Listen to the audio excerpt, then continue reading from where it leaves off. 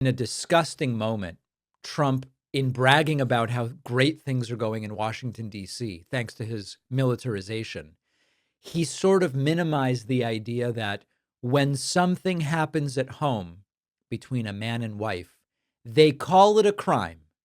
It sure sounds like the guy found liable for sexually assaulting E. Jean Carroll is sort of minimizing or dismissing domestic violence. No, it's more than 87%, virtually nothing, and much lesser things that take place in the home they call crime. You know, they'll do anything they can to find something.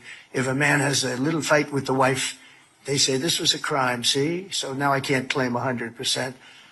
Just a little fight, just a man smacking around his wife after she burnt the chicken fingers, and all of a sudden police are involved and they're saying there's crime in DC.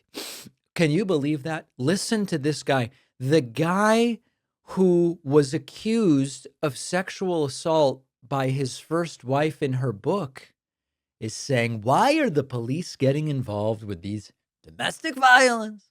We are a safe city. You can walk to a restaurant. You can walk to the White House if you work there. You can walk to the Capitol. And even the Democrats, I can't believe it, but they don't want to admit it, but I can't believe it.